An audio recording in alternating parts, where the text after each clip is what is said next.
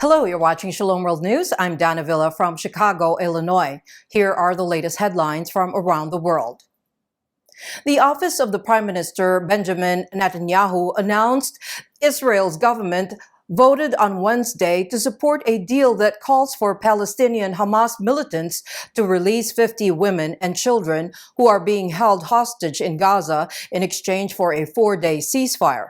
Hamas killed 1,200 people on October 7 when its members attacked Israel, taking over 200 hostages. The Prime Minister's office said for every additional 10 hostages freed, the pause would be extended by another day. The pause would let humanitarian aid into Gaza. Israel media said the first release of hostages was expected on Thursday. Hamas has to date released only 4 hostages: U.S. citizen Judith Ranan, 59, her daughter Natalie Ranan, 17, and Israeli women Yocheved Lifshitz, 85, and Nurit Cooper, 79. A report released on Tuesday, November 21, by the United Nations Human Rights Office said over 10,000 civilians have died since Russia invaded Ukraine in February 2022, with over half of those deaths occurring from the front lines. The UN Human Rights Mission in Ukraine said it expects the real toll to be significantly higher than the official tally. 10,000 civilian deaths is a grim milestone for Ukraine. The Russian Federation's war against Ukraine, now entering its 21st month, risks evolving into a protracted conflict, with the severe human cost being painful to fathom, said Danielle Bell, head of the monitoring mission. UN said the Russian troops' deployment of long-range missiles and the late explosion of abandoned ordinances are to be blamed for about half of the deaths that have been happening in the last 3 months, far from the front lines. Pope Francis has voiced serious concerns about the direction of the German Catholic Church and has warned that certain actions being taken, quote, threaten to sabotage the Church's unity, end quote. The German daily Welt released a letter written by the Pope to 4 German Catholic lay women on November 21, containing his criticisms. The Pope stated many actions made by important sections of the Church threatened to steer it increasingly away from the common path of the universal Church, especially the move to set up a permanent synodal council. The Holy Father said the German Catholic Church must be based on, quote, prayer, penance, and adoration, not self-absorbed dialogues rehashing the same theme or constantly evolving committees that seek salvation, end quote. The Pope's letter, according to German theologian Martin Brusk, was a strong and unambiguous warning to the Synodal Committee to cease its work. More than 100 members of Congress are calling the U.S. Supreme Court to order the Food and Drug Administration, or the FDA, to reverse its abortion pill approval. The congressman contended that there were numerous abnormalities in the FDA's licensing procedure for abortion medication and that approving it would put women and girls in danger. An amicus brief authored by the Americans United for Life was signed by 17 senators and 92 members of Congress, led by Republican Representatives Cindy Hyde-Smith and August Pfluger, and was sent to the Supreme Court on November 15. In their brief, the lawmakers said that the FDA's 2000 approval of the abortion medication mifepristone, which is currently responsible for more than half of all abortions performed in the United States, should be overturned by the Supreme Court. A new study released by the Portuguese Federation for Life, or the FPV, shows 256,070 abortions have taken place in Portugal since 2007, when the procedure was legalized. The FPV study titled "The Reality of Abortion in Portugal" presents context, facts, figures, and considerations on abortion in the country since the abortion law came into force in 2007 until October 2023.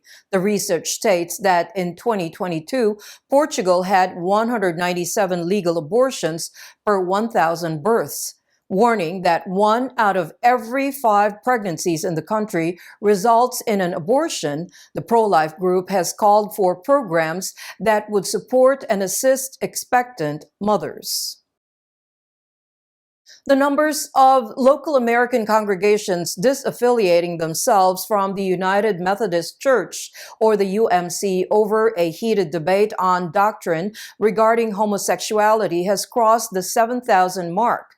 According to UM News, the number of churches that left the fold of the UMC since 2019 went up to 7,286, with over 5,800 leaving this year alone. This comes against the backdrop of liberal voices calling for an amendment in the Book of Discipline of United Methodist Church regarding the ban on non-celibate homosexuals from being ordained as ministers. They also want same-sex unions to be blessed in the church, much to the disappointment of the conservative congregation. The Catholic bishops of the West African country of Ghana have hailed the parliament for passing a family protection bill.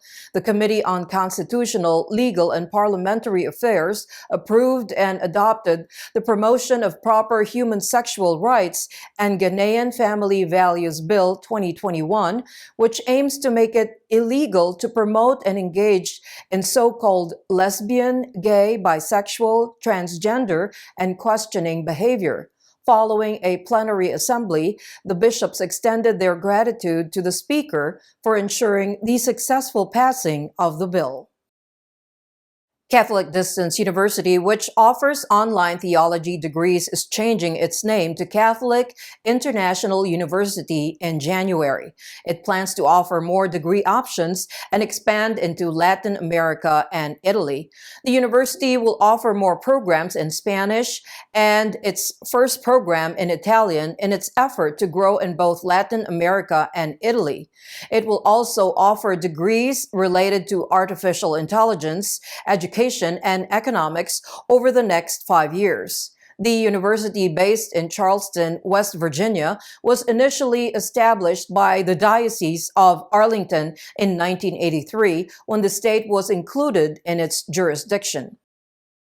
Michigan Governor Whitmer has enacted a watered-down version of the Reproductive Health Act, which advocates for abortion rights. In reaction, Rebecca Mastey, a pro-life policy advocate with the Michigan Catholic Conference, said this legalization favors the all-encompassing industry to expand its abortion services in Michigan. Even before Governor Whitmer introduced the package earlier in the year, there was already opposition from several pro-life organizations and elected politicians from both parties. The original proposal of the RHA compelled Michigan taxpayers to support abortion through Medicaid financially. The recently approved measure eliminates the state's licensing and inspection of abortion clinics, effectively reversing the regulations implemented in 2013. These regulations were aimed at establishing state oversight for the majority of surgical abortion facilities in Michigan, marking the first time since oversight was introduced in the state. The pro-life advocates in the UK have warned that the Isle of Man euthanasia legislation could increase suicide tourism in the region.